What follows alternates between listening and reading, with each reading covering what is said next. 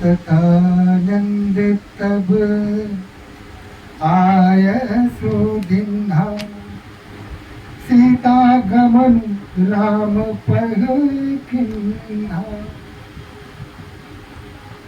जब भगवान श्री राम ने धनुष भंग कर दिया, तब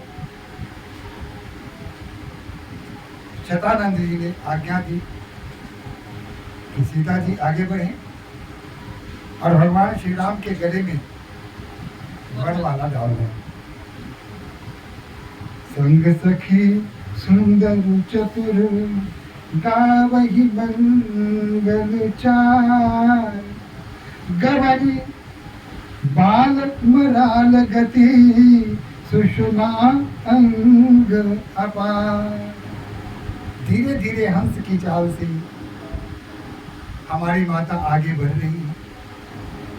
चतुर्दिक सखियां घिर के उनको अपने साथ लिवा जा रही हैं।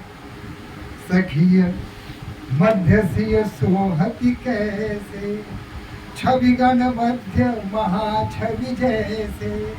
ऐसा लगता है कि छवियों के मध्य महाछवि जा रही है। सारी सुंदर थी, जितनी भी सखियां थी सभी सुंदर सुंदर थी, सुमुखी सुनैनी थी और सभी मंगल गान गाती हुई हमारी माता जी को लेकर श्री रामचंद्र जी की ओर बढ़ रही है। तन संकोचु मन परम उछाहु, तन में ऊपर से संकोच है लेकिन मन में अत्यंत आनंद है माता की। गूढ़ प्रेम रखी परई न काहू, और यह जो गूढ़ प्रेम है, यह जो प्रेम शाश्वत है, सदैव के लिए है, भला इसे कौन जान सकता है? इस भेद को कोई नहीं जान सका। जाई समीप राम छवि देखी, रखी जनु कुंवरी चित्र अब रेखी। और जब निकट गई हमारी माता जानकी, तो भगवान श्री राम के छवि को देखी और देखती ही रह गई, चित्र लिखित सी खड़ी हो गई और उनकी आंखें भगवान श्री राम की मुखार बिंद पर स्थिर हो गई।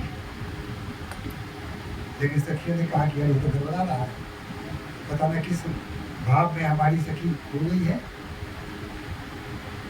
तो चतुर सखी लखी कहा बुझाई, कहा कि बहन जानकी, ये जो बरमाला है ये अब भगवान श्री राम के गले में डाल दो। पहिरा बहु जयमाल सुहाई, यह जो जयमाला तुम्हारे हाथ में है तो भगवान श्री राम के गले में डाल दो। सुनत जुगल कर माल उठाई, जब सखियों ने झंझोड़ के कहा तो दोनों हाथ से उन्होंने माला तो उठा लिया, गले में डालने के लिए माला उठा लिया, लेकिन प्रेम दिवस पहिराई न जाई। लेकिन प्रेम इतना हृदय में भर चुका था, लवरेज हो चुका था कि पहिरा नहीं सके, इनको पहिराया नहीं जा सकता था। दिवस हो गई, हाथ स्थिर हो गए और इनकी समझ में नहीं आ रहा था कि फिर क्या करें। वही हाथ में माला ली भी खड़ी हैं और पहिरा नहीं रही हैं, क्योंकि प्रेम से ओतप्रोत हो चुकी थी। अब सखिया देखती है कि तो बड़ी समस्या हो गई। माता अपने हाथ में माला लेकर सिर्फ खड़ी है, पहरा के नहीं रही है। तब उनको एक युक्ति लगी कि राम जी को ही दोषी ठहरा दे। तो हमारी सखिया राम जी को कहती है, झुकी जइयो झुकी जइयो तनिक रघुरैया, झुकी जइयो तनिक रघुरैया, कुंवर मेरी छोटी से, झुकी जइयो तनिक रघुरैया, कुंवर मेरी छोटी से। ताकि हे भगवान राम आपकी लंबाई थोड़ी अधिक है और हमारी जो लड़ी है कुंवरी है इनकी लंबाई थोड़ी छोटी है, तो झुक गई। लली मेरी छोटी सो, कुंवर मेरी छोटी सो, झुकी जइयो ओ झुकी जइयो तनिक रघुरैया, कुंवर मेरी छोटी से झुकी जइयो तनिक रघुरैया, कुंवर मेरी छोटी से। अब राम जी कहते हैं कि रघुवीर रघुकुल रीत चल सदा चली आई, शान नहीं जाई। भला रघुकुल के लोग अपना सिर झुका कैसे सकते हैं? भगवान राम अपना सिर झुकाए देखिए, ताकि काम नहीं कर रही। हम सीता मैया हाथ में माला लिए खड़ी है, तो वो सर उठा के खड़े हैं, वो न सर झुका रहे हैं और न हमारे मैया गले में माला डाल रही है। तो कहते हैं कि ऐसा है कि आप जो सोच रहे हैं वैसा नहीं है।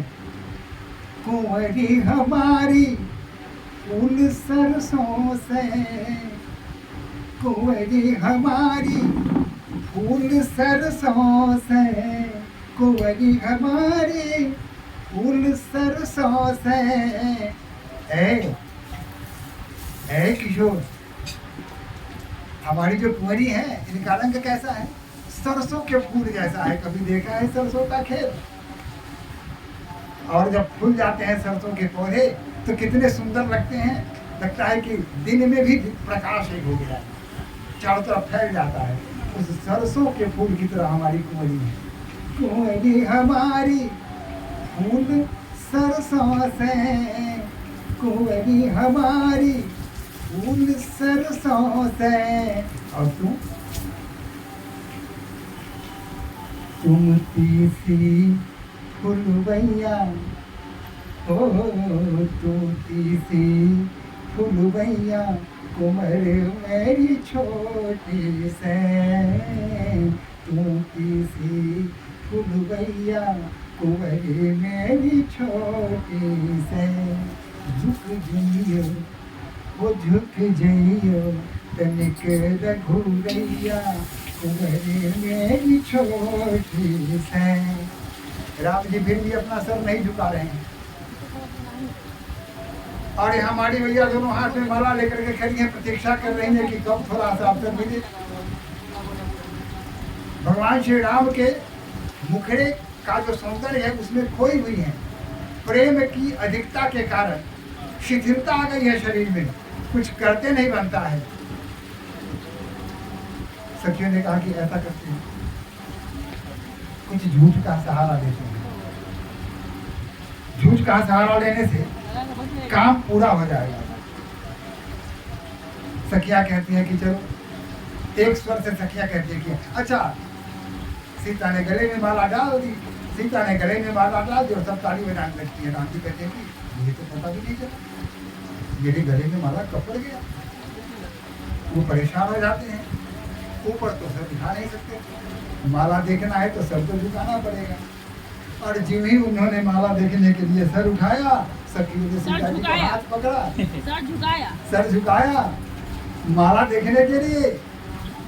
और सखियों ने सीता जी का हाथ पकड़ के उनके गले में माला डलवा दिया और फिर चारों तरफ मंगल गाने होने लगे। बोलो सियापति रामचंद्र की जय, जनक जननी की जय। चारों तरफ मंगल गान होने लगे। आकाश से देवता फूल की वर्षा करने लगे। सोहत जन जुग जलज सनाला, ससी सभीत देत जय माला।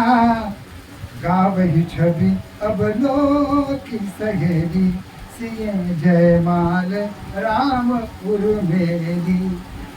जो ही माता सीता ने भगवान श्री राम के गले में माला डाली कि सखियां जय जय ध्वनि करने लगी। आकाश से पुष्प वर्षा होने लगी। रघुवर उर जय माल देखी, देव बरसही सुमन, सकुचे सकल भुआल, जनु बिलोक रवि कुमुद घना। आकाश में बाजे बजने लगे, चतुर्दिक मंगल गान होने लगे।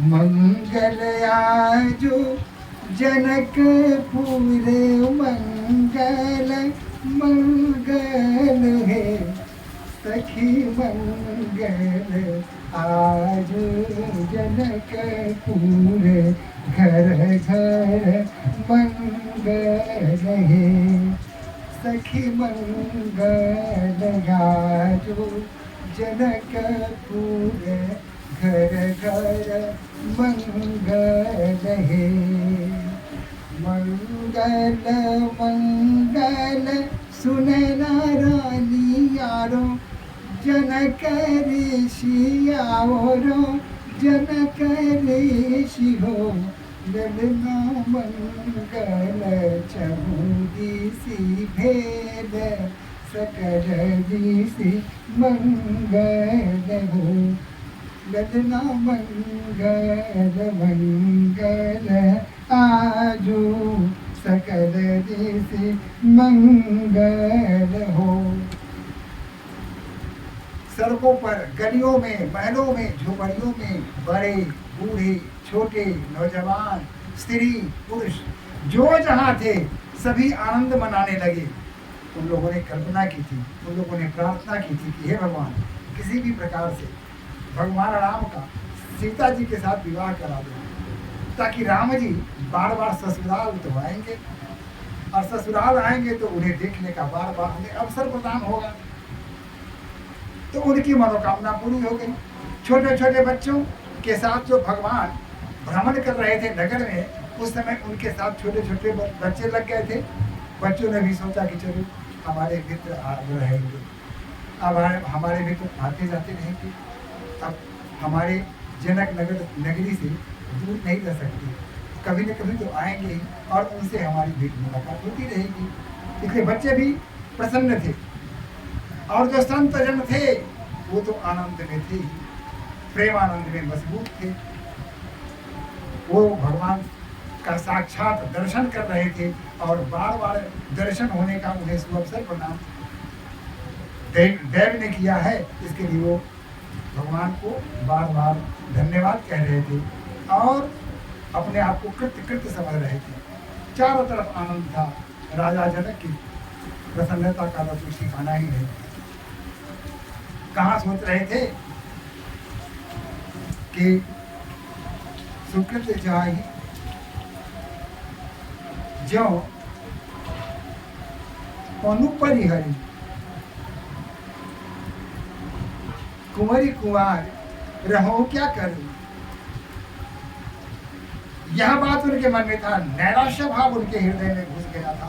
वो सोचते थे कि शायद हमारी बिटिया रानी का विवाह संभव नहीं है, प्रण तोड़ना पड़ेगा। लेकिन आज वो सारी समस्याओं से उन्हें मुक्ति मिल गई। वह जो उनके माथे पर संकट था, वो जो विपत्ति का पहाड़ उनके माथे पर पड़ा हुआ था, स्वतः सब कुछ दूर हो गया। आज बिल्कुल हल्के हो गए, एकदम आनंद में आ गए। माता सुनैना का तो कहना ही क्या था। जब पुत्री का विवाह होता है तो बेटी की माँ की स्थिति क्या होती है। सबसे ज्यादा आनंदित बेटी की माँ होती है। मैं समझता हूँ कि कहा गया है कि माँ अपने पुत्र से ज्यादा अपने दामाद को प्यार ज्यादा करती है। दामाद के प्रति उसके हृदय में ज्यादा प्यार होता है, ज्यादा अनुराग होता है। अब इसका कारण क्या है यह तो पता लगाने के बाद अनुसंधान करना पड़ेगा। लेकिन आज तक तो यही देखा गया है कि सास को अपने दामाद से कुछ विशेष प्रेम हुआ है। सुनैना मैया ने जब अपने दामाद को देखा, वो भी राम जैसे दामाद को, तो उनके हृदय में कितनी प्रसन्नता हुई होगी। इस लोक में नहीं बल्कि वो तो सारे लोगों का भ्रमण कर रही थी, परम आनंद की अनुभूति उन्हें हो रही थी। और सखियां जिन्होंने भगवान राम को देखा था पुष्प वाटिका में, कुछ देर ही देखने का मौका मिला था। अब सखियों को मजा आ गया, आनंद आ गया। अब तो राम कई दिन विवाह के चक्कर में रहेंगे और उनके साथ हमें रहने का अवसर मिलेगा, उनके इर्द गिर्द घूमेंगे और छेड़ेंगे। और मिथिला की गाली तो बहुत ही प्रचलित है, जो मन में आएगा वैसी वैसी गालियाँ देंगे। भयानक भयानक गालियां दी जाती हैं मिथिला में दूल्हे सरकार को। भला राम जी कैसे अछूते रहते। सखियों ने कार्यक्रम बना दिया कि अच्छा बहुत आपने हमें तरसाया है, इसका बदला लेंगे। विवाह अब होने दो, अब तो विवाह होना ही है, अब किसी प्रकार की कोई कमी नहीं है। वैसे भी मिथिला और मिथिला वासियों का मिथिलेश कुमारी से कैसा संबंध है, यह कहने की बात है। जब से सीता मैया का अवतरण हुआ, प्राकट्य हुआ, पृथ्वी माँ के गर्भ से निकली, उससे पहले से लेकर के और आज तक सीता मैया सबकी माँ है। मेरी भी बहन, मेरे पिताजी की भी बहन, मेरे दादा परदादा, उनके ऊपर जितने हैं सबकी बहन सीता मैया। और मेरे आने वाले मेरे बेटे, मेरे पोते पर पोते वगैरह जितने भी आने वाले हैं सबकी बहन सीता मैया। ये कैसा संबंध है, क्या विचित्र संबंध नहीं है। अगर मेरी बहन है तो मेरे पिताजी की पुत्री होगी, अगर मेरी बहन है तो मेरे बेटे की फूफा होगी, मेरे पिताजी की भी बहन, मेरी भी बहन और मेरे बेटे की भी बहन। यह विचित्र बात है, ऐसा कैसे हो सकता है। बड़ा सबकी बहन कैसे हो सकती है सीता मैया। ऐसे हो सकती है कि सीता मैया का जन्म धरती माता के गर्भ से हुआ था, और माता मेरी भी माँ धरती मैया, मेरे बेटे की भी माँ, मेरे पिता की भी माँ, मेरे दादा परदादा की भी माँ, यानी आज तक जितने भी जन्म लिए इस धरती पर, उस सबों की माँ कौन है, धरती माँ। और धरती की बेटी कौन है, सीता मैया। तो सीता मैया हमारी क्या हुई, बहन हुई। ऐसा कहा है कि जनक किशोरी मोरी, स्नेहलता जी ने कहा है, जनक किशोरी मोरी लगथिन बहिनिया ये मिथिला के नाते। जनक किशोरी मोरी लगथिन बहिनिया ये मिथिला के नाते। राम जी पवनवा लगथिन मोर ये मिथिला के नाते। राम जी पवनवा लगथिन मोर ये मिथिला के नाते। तो मिथिला की धरती हमारी माँ, और मिथिला की धरती से उत्पन्न हमारी सीता जी बहन।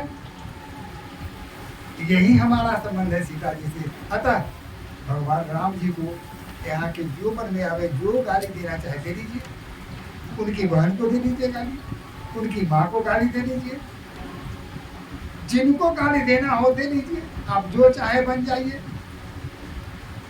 ये पूरी स्वतंत्रता हम मिथिला वासियों को मिली हुई है कि राम जी को अगर प्रसन्न करना है तो उन्हें गाली दो।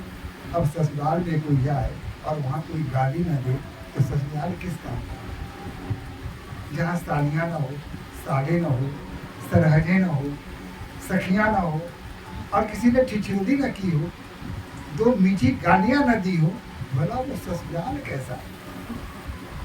तो भगवान राम जी ससुराल में अगर अयोध्या में से जनकपुर में आए हैं तो मिथिला के लोग अगर गाली नहीं देंगे तो बेचारे को तो बहुत बुरा लगेगा, बेचारे के साथ अन्याय होगा, तब अन्याय हो जाएगा। और वह व्यक्ति जो ससुराल में जाकर भी गाली न सुने वह तो बेचारा ही रहेगा ना। अब भगवान राम कैसे बेचारा रहने देंगे, ये मिथिला के लोग संभव ही नहीं है। उनको बेचारा बना के नहीं रखा जा सकता। परम ब्रह्म परमात्मा, उनको कैसे बेचारा बना के रखा जा सकता है। मतलब उन्हें गालियों से उनका स्वागत करेंगे। बार बार मिथिला के लोग उनका स्वागत कर रहे हैं, गालियां दे रहे हैं, और चारों तरफ आनंद। कि बाजे बजाए जा रहे हैं। इस तरह यह बात हो गई। अब क्या होता है, राजा जनक शतानंद जी के साथ बैठकर, साथ गुरु विश्वामित्र भी होते हैं, आपस में बैठकर विचार विमर्श करते हैं कि अब अगला कार्यक्रम क्या हो। भगवान राम का बहन जानी के साथ विवाह तो हो चुका है, लेकिन इसे गंधर्व विवाह कहते हैं। जब तक वैदिक रीति से विवाह नहीं हो जाता तब तक उसे विवाह नहीं माना जाता। जब तक अग्नि के समक्ष 7 फेरे नहीं लिए जाएंगे तब तक विवाह कैसा। अतः वह तो होना जरूरी है। और राजा दशरथ जी के यहाँ उनकी क्या परंपरा है, हो सकता है हमारी परंपरा से कुछ अलग परंपरा उनकी हो, तो वे भी अपनी परंपरा का निर्वहन करें, हम भी अपनी परंपरा का निर्वहन करेंगे।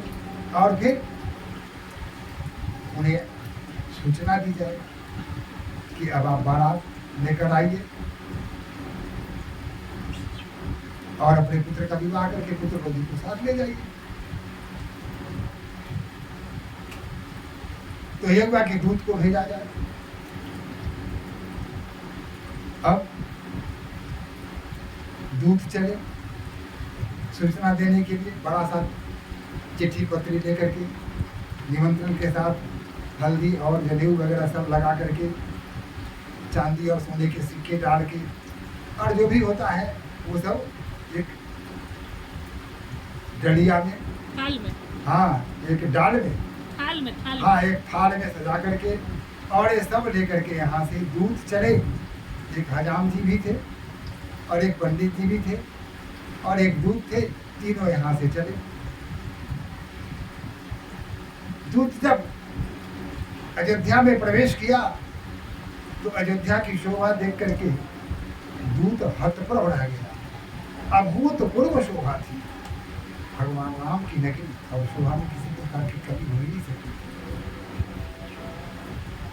दूत गया, राजभवन के पास जाकर द्वारपाल को बताया कि राजा को सूचना दीजिए कि हम जनकपुर से आए हैं और राजा जनक का संदेशा लाए हैं। संदेशा राजा जनक का लेकर आए हैं, हम उन्हीं से बात करेंगे। तो द्वारपाल ने विनम्रता के साथ उन्हें बैठाया, उनका स्वागत किया, कहा कि थोड़ी देर आप प्रतीक्षा करें, मैं मुझे सूचना देकर आता हूं। द्वारपाल गया और जाते ही कहा कि महाराज, राजा जनक मिथिला के राजा, उनका संदेश आया है। अब दशरथ जी को क्या पता कि कौन सा संदेश आया है, उन्हें क्या पता कि राम जी वहां पहुंचे हुए हैं। वो कहाँ जानते थे कि राम जी ने धनुष भंग कर दिया है, इसका पता तो उन्हें था नहीं। कहा कि हाँ तो बताइए क्या संदेश क्या है, दूत को बुलाओ। दूत गया तो दूत ने कहा, वो चिट्ठी लेकर के पढ़ा, उनके सामने कहा। और जब उन्होंने सुना कि भगवान राम ने शिव के उस कठिन विशाल वज्र पिनाक नामक धनुष को खंडित कर दिया है, तो उनके हर्ष का पारावार नहीं रहा, आनंद में मग्न हो गए। और यह जब पता चला कि धनुष भंग के बाद राजा जनक की सुपुत्री जानकी के साथ अब इनका विवाह, गंधर्व विवाह हो चुका है, और वैदिक विवाह करने के लिए बारात लेकर जाने की का आमंत्रण दिया है उन्होंने, तो आनंद की कोई सीमा न रही, झूमने लगे, विदेह हो गए। कुछ पता ही नहीं चला कि अब क्या करें, अब क्या बोलें। उठे, अब उठ करके और जो दूत आया था उसको गले से लगा लिया, पकड़ लिया, मानो भगवान राम को ही पकड़ रहे। जिस प्रकार अपने पुत्र को अपने सीने से लगाते हैं, उसी प्रकार उस दूत को अपने सीने से लगाते हैं। दूत के हाथ पर, ये क्या हो रहा है भैया, विचित्र विचित्र बातें हुई है। राजा आकर के मुझे गले पकड़ रहे हैं, इनके चरण धूली तक लेने की हम में साहस नहीं है, और ये मुझे गले से लगा रहे हैं। कहा कि महाराज मैं तो एक साधारण सा दूत हूँ, आप मुझे इतना सम्मान क्यों कर रहे हैं? कि नहीं नहीं, आप क्या हैं ये मेरा हृदय जानता है। ऊंचे आसन पर उन्हें बैठाया गया। दूत भी सोच रहा था कि वाह, मेरा भाग्य भी चमक गया। और उनके लिए पानी की व्यवस्था की गई, जलपान की व्यवस्था की गई। और जो ही जलपान लेकर आया, दूत जो है सो कान पकड़ के उधर भाग गया। कहा कि क्या बात कर रहे हैं, हम आपके यहाँ खाना खाएंगे? कहा कि क्यों? अरे हम आपको अपनी बेटी दे रहे हैं, और बेटी के यहाँ का खाना नहीं खाते हैं हम। जब तक विवाह ना हो जाए और एक पुत्र ना हो जाए, तब तक आपके यहाँ का पानी क्या, सांस लेना भी अपराध है। हवा सांस ले रहा हूँ, ये भी मैं ठीक नहीं कर रहा हूँ। एक बूंद पानी आपके यहाँ का नहीं पीऊंगा। यह परंपरा थी मिथिला की कि पुत्री के यहाँ का जल तक लोग ग्रहण नहीं करते थे। उसके पिता ही नहीं, ससुराल के कोई भी व्यक्ति आकर के वहाँ खाना नहीं चाहता था। जहाँ हम अपनी पुत्री का कन्यादान किया है या करने वाले हैं, भला वहाँ का अन्न हम कैसे ग्रहण कर सकते हैं? भरत जी को जब यह पता चला तो आनंद से फूले न समाये।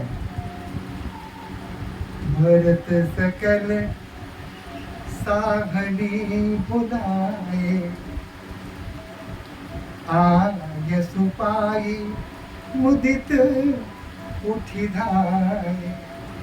भरत ने सारे अपने साथियों को, रक्षकों को, सेवकों को बुलाया।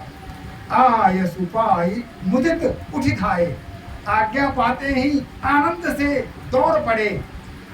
आजकल के जो सेवक होते हैं, जब दूध दुहने का समय आता है तो ससुराल चले जाते हैं।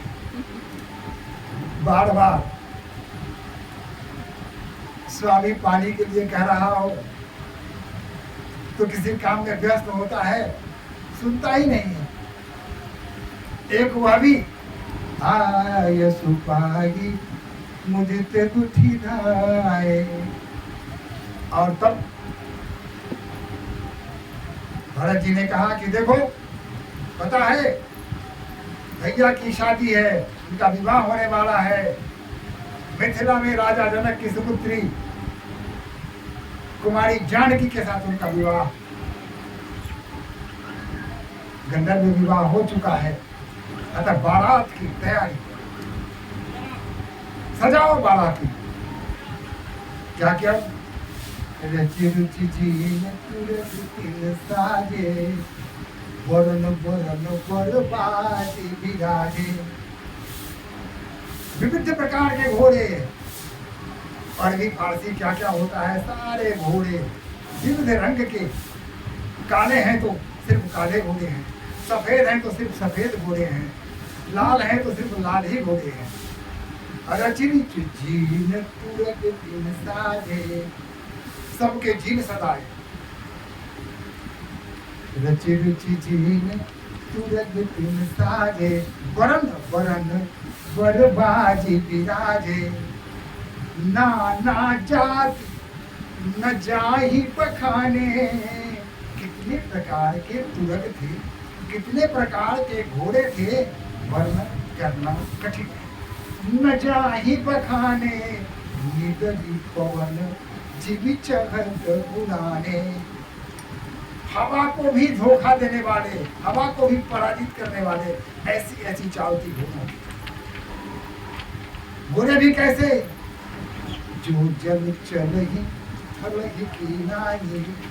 घोड़े जब चलते थे तो धरती पर जैसे चलते थे वैसे पानी में भी चलते थे।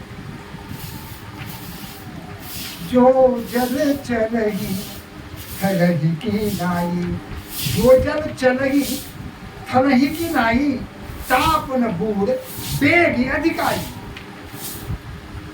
उसकी गति इतनी तेज थी कि जब तक घोड़े का टाप उसमें डूबे तब तक घोड़ा नदी के पार।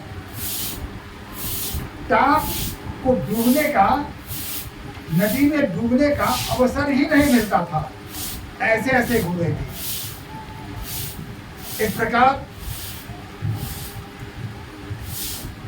घोड़े सजा दिए गए और फिर नगर में चारों तरफ यह बात फैला दी गई कि जो सब भ्रांत लोग हैं, जो बारात जाने के इच्छुक हैं, वे सभी तैयार होकर के आ जाए।